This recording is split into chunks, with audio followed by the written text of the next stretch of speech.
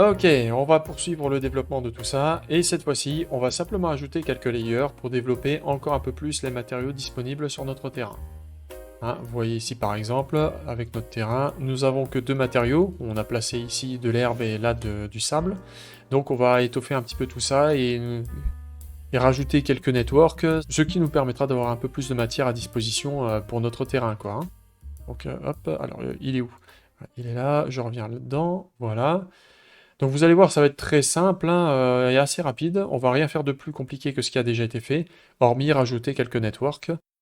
Donc, on s'était arrêté là la dernière fois, et là simplement, ça va se jouer sur les blend nodes, cette fois-ci, pour cette vidéo, là, que vous voyez ici. Et donc pour ce faire, pour rajouter un niveau, une couche de matériel, simplement, ce qu'on va faire, c'est qu'on va venir ici sur chacune d'entre elles, et on va cliquer sur... Je vais la mettre juste en plein écran, voilà, dans son panel, voilà, on clique sur plus, ici, ça rajoute un élément dans la liste des index, voilà. Et là, vous voyez, ça fait apparaître une input ici, donc ok, très bien. Mais je vais en rajouter un pour cette vidéo, simplement, pour que vous compreniez, mais à la fin, j'en ferai deux pour ma part de mon côté.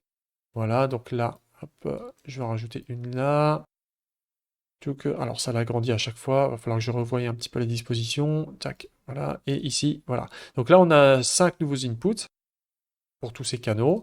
Et maintenant, ce qu'on va faire... alors, tant qu'à faire, oui, on va aussi les renommer. Hein, ça va être plus simple. Là, c'est marqué None. On va marquer Shader 3. Voilà, CTRL A, CTRL C, j'enregistre. Là, je duplique, CTRL V. Voilà, CTRL V. Ah mince, il a oublié le petit 3. Voilà. Et tchouk. Ok, ce qui là, théoriquement, nous fait un layer de plus. Voilà. Et maintenant, pour ce faire, pour créer notre layer, et tout simplement, on va dupliquer ce network de matériel, hein, ce qui est le shader numéro 2 ici. On va venir, on va prendre tout ça, hop là, on va faire CTRL C, et là, CTRL V. Pouf, voilà, comme ça, direct. Ok, très bien. Alors maintenant, ce qu'on va faire, c'est qu'on va venir prendre la landscape coordinate ici, on va venir la descendre jusque là, pour faciliter la tâche. Là, on va établir la connexion directement dans les UV, voilà. J'ai rien besoin d'autre ailleurs, pas ici. Et là, simplement, le noise séparateur, à la limite, ok. Voilà. Alors là, il commence à y avoir beaucoup de connexions pour celle-ci. On va la laisser là. Tu. Très bien. Alors, là, comme nous avons fait d'habitude, hein, alors là, je vais le renommer. Cette fois-ci, ça va passer de S2 à S3, tout simplement. Alors, je le fais là. Je fais CTRL-C, CTRL-V. Je vais vous passer ça en accéléré également dans la vidéo parce que inutile de vous prendre la tête avec ça. Par contre, vous devrez le faire. Vous devrez effectuer cette manip pour chacune de ces nodes, quoi, à nouveau. C'est ça qui est un peu chiant, mais bon.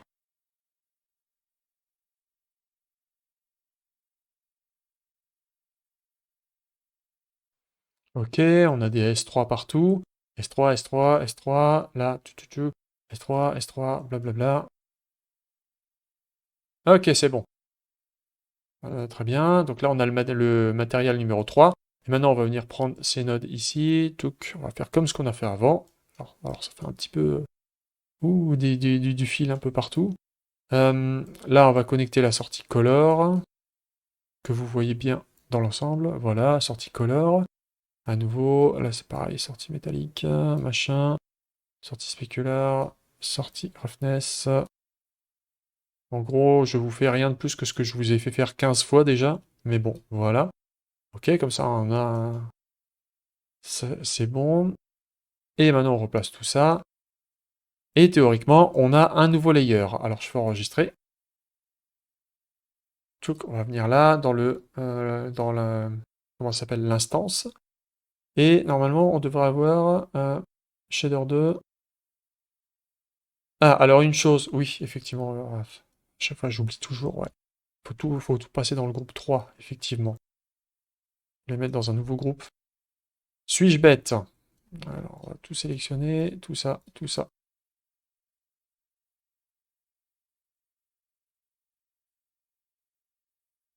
Shader 3. Voilà. Ok, donc maintenant tous les nouveaux paramètres doivent être dans un groupe séparé. Et voilà, nous les avons ici, shader 3. Ok. Donc alors on a la color, la normale, la tint, secondary tint, hop, strength, contrast, color, specular. Je me les mémorise, je me les énumère à haute voix, hein, histoire de voir si j'en ai pas oublié. Roughness min, roughness max, contrast, machin, normal, metallic, color size, rotation. Rotation. Alors pourquoi c'est à 0 à chaque fois? Ok, noise pattern, machin, et tac, tac, tac, voilà. Et là, bon, bah, théoriquement, nous avons un nouveau un nouveau calque de matériel. Là, nous avons le shader 1, shader 2, shader 3, ok. Et on peut venir, alors on va venir chercher une texture ici. Par exemple, là, on va mettre de la dirt. Qu'est-ce que j'ai comme terre? Tiens, j'ai ça. Hop là, tac, on va venir glisser, déposer ça là-dedans. Donc, ce qui fait un nouveau matériau différent. Voilà, on va le mettre un petit peu plus là-dessus. Et maintenant, on pousse ça là, voilà. Si je viens sur mon terrain, ici, que je sélectionne le mode Landscape, et je vais dans Paint.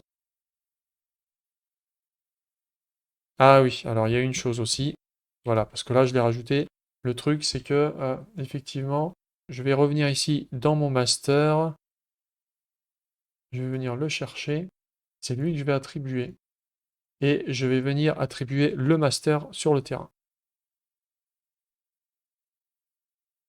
Voilà. Alors là, ça va un peu recompiler, hein.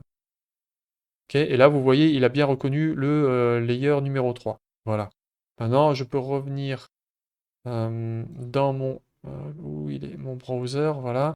Et je réattribue l'instance. C'est un petit peu tricky, mais bon, c'est comme ça. Et vous voyez, tchouk, le layer, le calque est apparu, le nouveau calque de shader, voilà. Ok, alors celui-là pour le peindre, vous voyez, si vous mettez dessus à nouveau, ça vous fait le truc rouge là, comme quoi vous ne pourrez pas le peindre sur le terrain. Il n'y a pas de layer info à signer, donc simplement on fait create layer info, weight blend layer normal.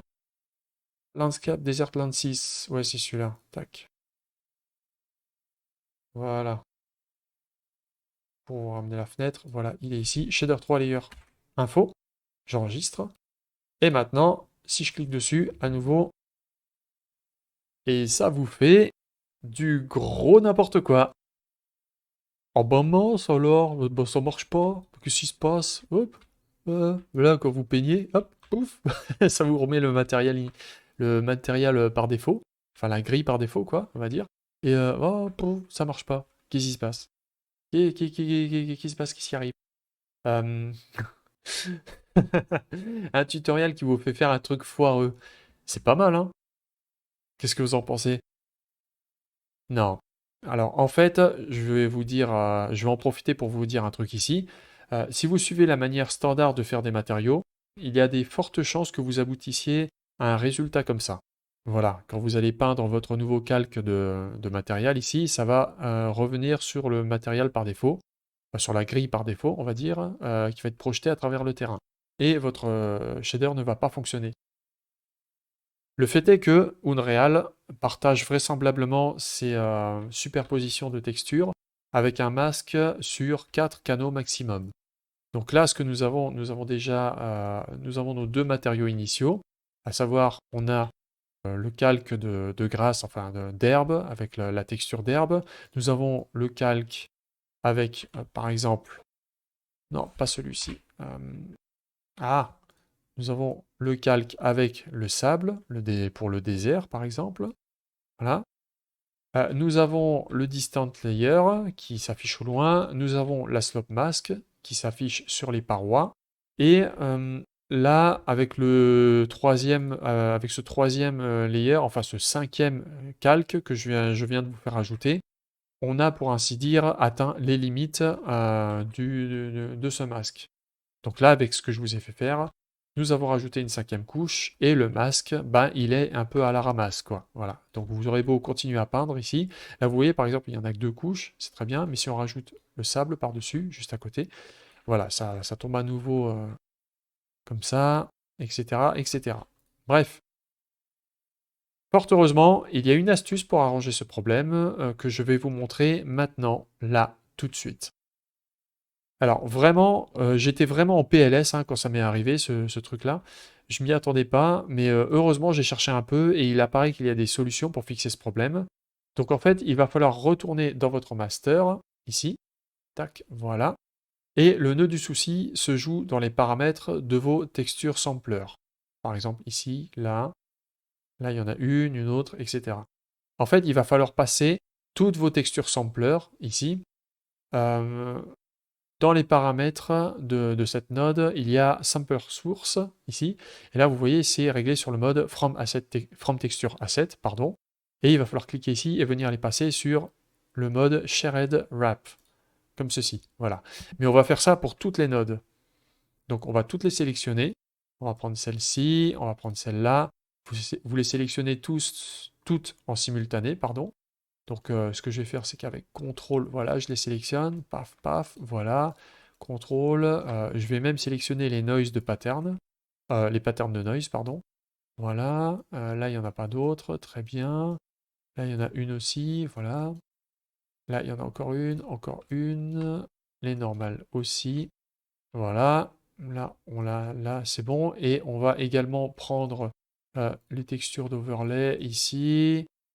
On va également prendre, hop, le distance shader ici et là, et en dernier, la slope mask ici et là. Voilà. Et là, avec toutes ces nodes sélectionnées, on va venir là dans Sampler Source et on va passer ça sur Shared Wrap. Voilà, là vous voyez, ça a clignoté un petit peu, ça veut dire que ça a pris en compte le paramétrage. Là, vous enregistrez à nouveau. Voilà, et là vous voyez, hop là, oh, comme par magie. Vous voyez, c'est apparu tout seul, quoi. J'ai même pas eu besoin de réactualiser le terrain. Voilà, et là, vous voyez que vous pouvez peindre toutes ces couches-là, les unes sur les autres, sans que ça n'entraîne de bugs au niveau de l'affichage et que ça revienne sur la grille d'origine, quoi, on va dire. Donc bah là, c'est parfait, c'est très bien, hein. Vous voyez que vous pouvez superposer vos calques à nouveau, et vous pouvez les peindre comme vous voulez, à votre guise sur le terrain, quoi. Vous pouvez sélectionner la dirt que vous venez de créer, et la peindre comme cela. Alors, je vais la paramétrer, hein, juste simplement. Voilà, à nouveau, je vais venir ici dans le landscape instance, je vais le mettre là.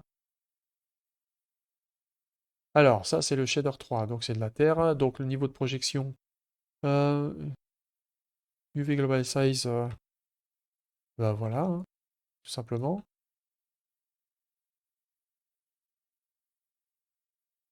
Même couleur, voilà.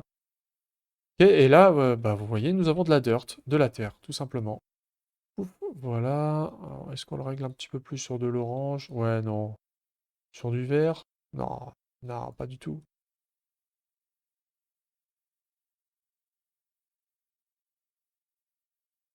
Gris, comme ça, voilà. Ok, j'enregistre. Et voilà.